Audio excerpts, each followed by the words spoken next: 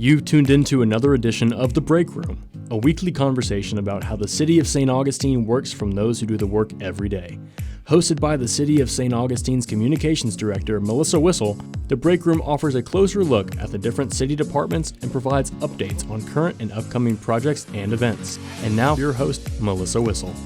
Hello, and thanks for tuning in. You're listening to The Break Room. I'm Melissa Whistle, Communications Director for the City of St. Augustine. This week in The Break Room, I've invited the city's Community Redevelopment Agency Administrator, Jaime D. Perkins, to join me. We're going to talk about all that is happening in our CRA, not just the agency, but also in our redevelopment areas. Jaime, welcome back. Hi, Melissa. Thank you so much for having me. You are a busy lady. Yes. Let's see. Last time you stopped by, we were talking mostly about Lincolnville, and we'll probably talk a lot about Lincolnville again today. There were a lot of projects about to get started, but some things have been finished and moving on. Yes, I'm so excited, Melissa. So we talked about St. Paul, which was our inaugural institutional rehab project. We actually completed that project in September of last year, right before the fiscal year ended, and we had a really great closeout ceremony, which was well attended by the community and city staff. So that project is now complete. And what was the project? So that was just an overall re-roofing of St. Paul. A lot of people don't understand how important it is to keep a roof on a historic structure like St. Paul. It protects the bones of the church, and historic preservation is a huge part of the Lincolnville plan and plan amendment. Great. But then we also had First Baptist. First Baptist is still ongoing. Okay. That's a 2-phase project. So we are still kind of rounding up phase 1 of the First Baptist project and hoping to go into phase 2 in May of this year. And what are we doing in those phases? Is that something you can? We only have 15 minutes, so keep it kind of short. But there's a lot going on at that church. Yeah, it is. I'm just so excited to be a part of these projects. Injecting capital into these historic churches is just paramount for the Lincolnville area. So with phase 1 of First Baptist, when we went in, the initial thing that we noticed is, one, they were extremely behind on like electricity or electrical MEP stuff, mechanical and electrical components of the church. Okay. So we went in and did a complete overhaul on their electrical components. We installed new AC or HVAC in the church to actually cool the church down. We're in Florida, so everybody needs a little AC. Right.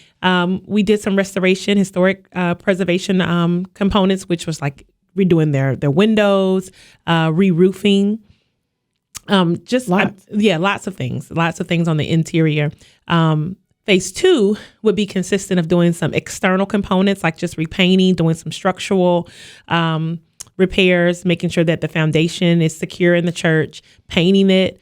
And then one of the huge things that I'm really excited about is the addition to adding an elevator to the church. Oh, wow. It is one of those old, really unique what they call, Masonry vernacular or Gothic vernacular churches. And so the stairs are really steep. So when you think about, a religious institution that has like funerals or ceremonies, it's really hard to get caskets in and out. And then First Baptist has a really aging population. So we want to make sure that those people are able to enter and exit the church safely, ADA compliant. So we're looking forward to adding an elevator to the church. Is there a basement, or is it just the ground level and then the church itself is up? So it's not no basement, underground, right? Just the ground level and then the second story. But if you're in the church, it feels like you're going into a basement. Kind of, sort of. I think so. Yeah, above ground. Yeah, an above ground basement. Yeah. Whatever that. That's kind of how it seems. That might be. That's a really good way to look at it, because that actually is how it feels when you walk in there. It's like you're kind of going down, but it's just a 2-story church. Yeah.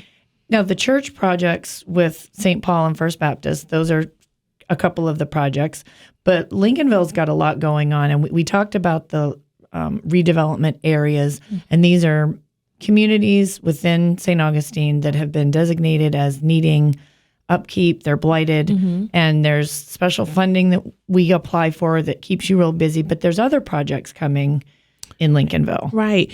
So really excited about what we're doing with the continued progress on the MLK streetscape.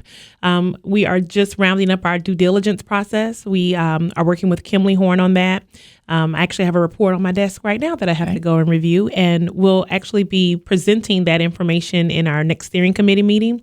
So we'll talk about like what our next efforts are, next steps. A lot of people hear like streetscape and they think, we just go in and say, tomorrow we're going to, lay new asphalt. Yeah, we're just going to put in a sidewalk. Right. It doesn't happen that way. There's so many steps to getting to that point, but we're really making progress. So I'm really excited about that. One of the other huge projects that we're working on in Lincolnville is the architectural overlay. And that's been getting a lot of feedback and a lot of people talking, lots of conversation going on around architectural overlay. What does that mean? You say it sounds very fancy and sophisticated, right. But people may not know what an overlay is. Do we have overlays in other areas? We do. So we do have the entry corridor overlay here in downtown St. Augustine or in our historic area. But with Lincolnville, it is a very unique community. It has so much historic value, and it's really important to preserve that character. So the intent is to just make sure that we don't lose the historic designation of that community by altering historic buildings. So you have these structures that have been there for hundreds of years, and then we have developers that come in and, technically if you make it past HARB and you demo a building, you can build whatever you want. We're trying to figure out ways to mitigate that without creating big government, so to speak. And I want to just make sure that we talk about how important it is and that this is not like a new effort. This conversation has been going on actually since like 2014, and then again in 2017. So you are said it just a second ago, and I want to make sure that people heard it and understand it. So an overlay area or an overlay district, the idea is that, for example, in the historic district, you talk about the overlay. Basically, it says if you come in, there are going to be guidelines and standards then that you have to abide by when you do work or if you demolish. Exactly. Demolish or even if you're doing like repairs or upkeep. So, and we don't have that right now. We do not have. We don't. We do have HARB for demolition. So, people who want to come in and demolish an actual structure, they have to go before our HARB board and explain why they feel this building meets the credentials or, to say we want to knock it down.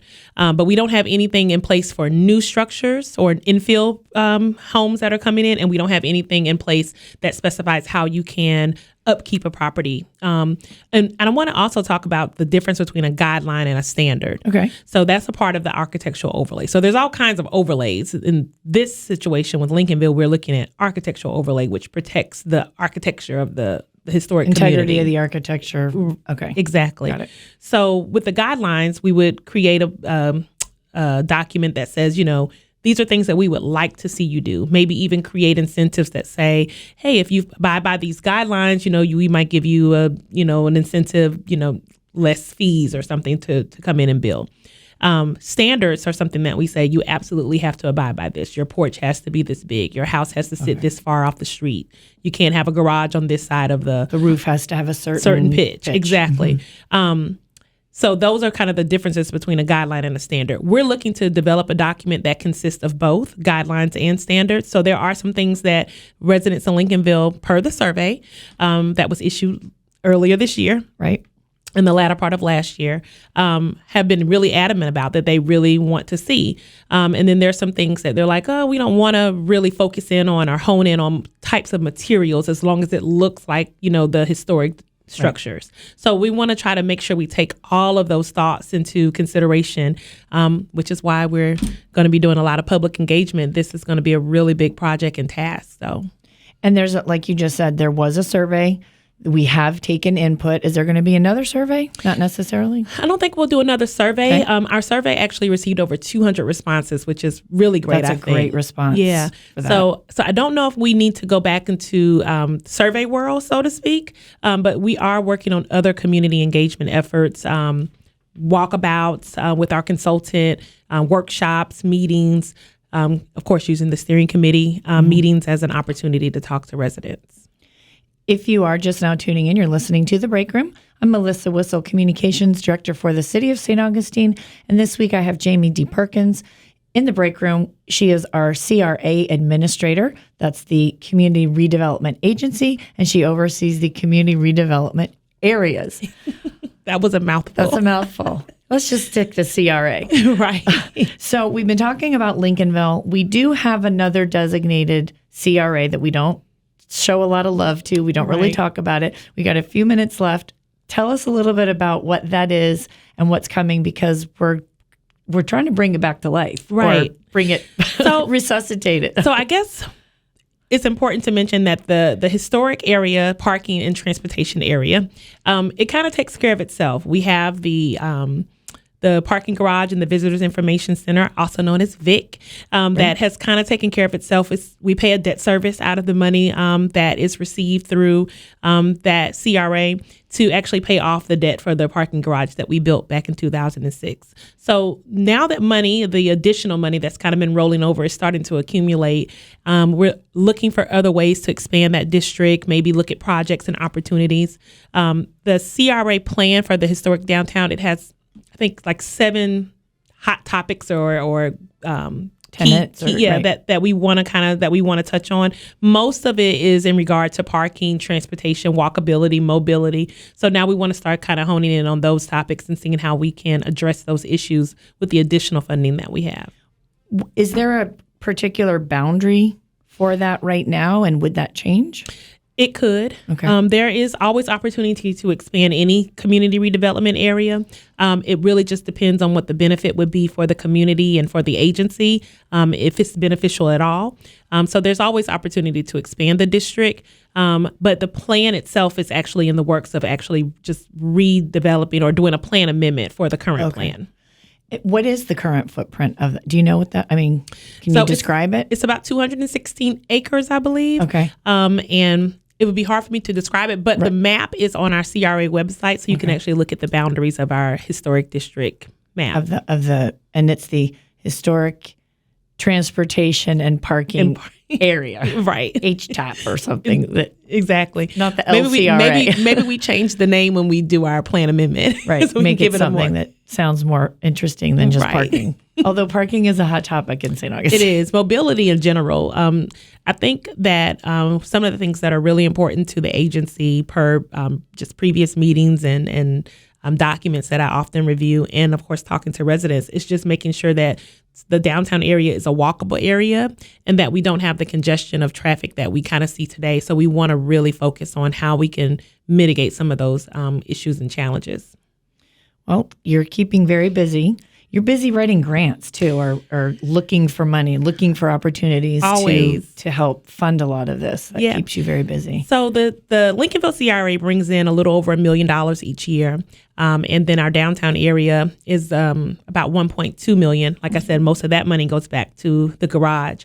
So obviously that money, it seems like a lot, but it doesn't go a long way when you're talking about doing capital improvements, investing in retention of long-term residents and historic preservation. You need more money. So I'm always looking for grant opportunities. I recently applied for a grant through the African American Cultural and Historic Board, which is with the state. We're waiting to hear back to see if we get some of these funds. So great. And we'll look forward to seeing what's happening on MLK. I'm excited about that. The streetscape is basically going to make that a more attractive and more mobile street. Exactly. Better. Exactly. I don't know if anybody's ever just driven down ML King, but I'm sure a lot of people have kind of like shared side mirrors. You don't really drive straight down it. You kind of jockey with other cars. You jockey with the parked cars. So we want to try to fix that. Can I give you the CRA steering committee dates, Melissa? Just so people know how to get involved and become a part of what we're doing in the steering committee, or in the Lincolnville area at least. We have 3 upcoming Lincolnville Steering Committee meeting dates: April 18th, August 15th, and October 17th. And if there's anybody out there that's interested in becoming a steering committee board member, there are 3 open seats that are becoming available at the end of April. Applications are due by April 1st to our city clerk's office, and they can be mailed to City Clerk at the 75 King Street, St. Augustine, Florida, 32085 location, or they can be emailed to cityclerk at citystaug.com. Great. Applications can be found on the CRA website. Wonderful. And you have to live in Lincolnville? So there is some language in there that says that we give preference to residents who actually live in Lincolnville or have established a business in the area. However, that is preference. But if you don't live in Lincolnville, you could still apply and possibly be appointed. Wonderful. As we wrap up another edition of The Break Room, I hope we answered your questions. If we didn't, take a minute and drop us an email at info@citysanog.com. Remember that in order to stay connected, you need to be connected, so be sure to follow us on all of our social media platforms. You'll find us on Facebook, Twitter, and Instagram at City St. Aug. Until next time, thanks for tuning in. You've been listening to The Break Room, a weekly program addressing projects and programs offered by the City of St. Augustine. Join us each week as the city's communications director, Melissa Whistle, has in-depth conversations with the people who make our town work to meet the needs of our community. The Break Room is produced by communications specialist for the City of St. Augustine, Cindy Walker. See you at this time next week for another edition of The Break Room.